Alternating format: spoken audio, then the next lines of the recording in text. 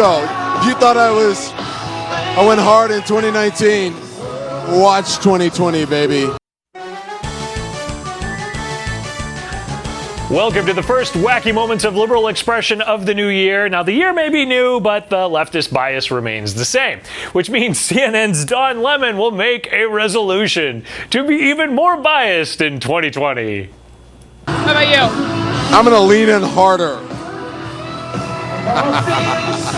I'm going to lean in harder. What does that mean? I'm going to lean in harder. I'm sick of the craziness. So if you thought I went hard in 2019, watch 2020, baby.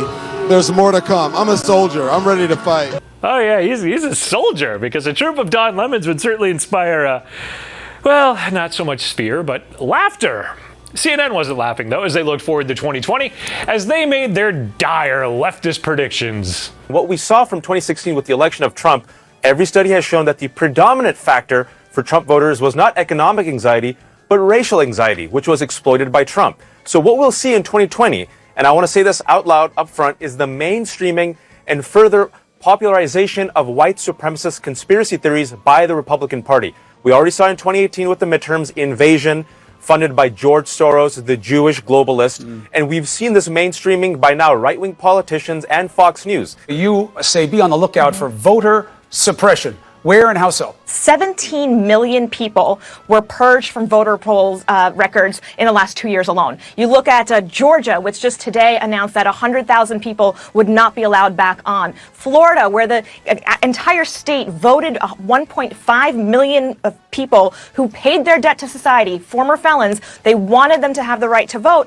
and the Republican state legislator said, Yeah, and while the CNN swamis make their gloomy forecast for the future, over at MSNBC, they are suddenly very concerned about the future of Republican women holding office. At the moment, there are more Democratic women running for Congress and other offices than there are Republican women.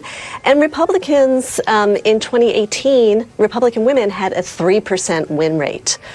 A lot of those races are lean Democrats, some are toss-up.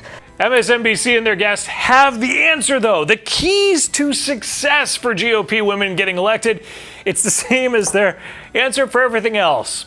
Just remove the Republican president. What I really think the issue is that if Republican women their best hope for them is if Trump loses in 2020. That gives them the opportunity to pivot and rebuild. But given Trump's unpopularity with women, if he wins, the future looks very, very bleak. Yes, it's a bleak future with that booming economy and low unemployment. You know, it's just not fair.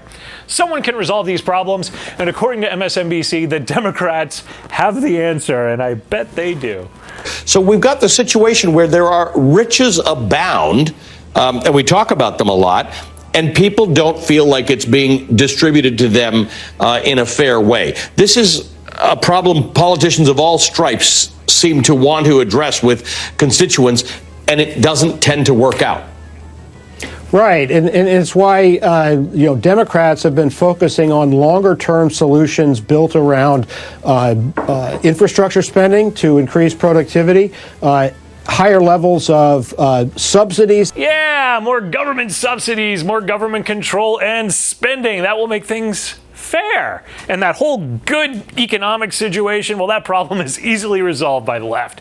All they need to do is take the White House. After all, it's what the Iranians want. Does it appear that President Trump is vulnerable right now when you look at him facing impeachment and an election?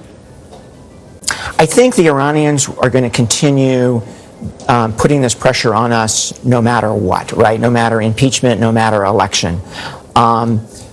I think, interestingly, the Iranians and the North Koreans want two different things here, right? Yeah. The Iranians want a Democrat in the White House. And if I read you correctly, the Democrats might be favored by Iran because a Democrat might re-enter that nuclear agreement. Exactly. All right, Michael, thank you very much. That clip came from earlier in the week, and as you likely know, late Thursday night, a U.S.-led airstrike killed Iranian military figure Qasem Soleimani. Now, everyone agrees he was a killer of Americans, that he had blood on his hands. Even on CNN, they agree, as they went into their coverage that, sure, Soleimani was bad, but... Soleimani is a bad guy. There's no question. But we appear to be, by the way, I'd say without congressional authorization, entering into another Middle East war. I am glad that Soleimani is dead, but typically in these situations, the cost-benefit analysis about an operation occurs months, if not years, before an operation is conducted.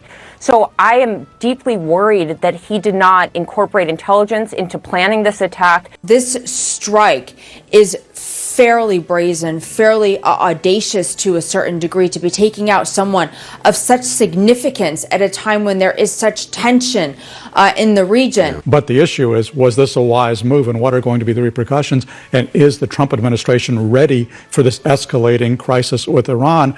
And so, leaving aside the justice of the issue, the question is, was it a wise thing to do?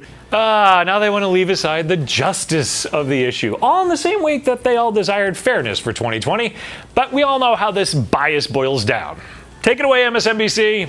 Let's assume for a minute that he was at the Baghdad airport and deserved this. Okay, let's just stipulate that, and let's just say maybe it was the right decision to take him out. But you have, in that case, right decision, wrong commander-in-chief. Sure, it's a good decision. We just don't like the guy that made it. That's all the time we have for this leftist media lunacy this week. I'm Eric Shiner from MRC-TV, promoting the broadcasting of truth. Fight liberal lies. You can check out this shirt and others at mrc-store.com. Please also check out mrctv.org. Like and share and subscribe to the videos. We'll be back with another look at leftist media wackiness next week.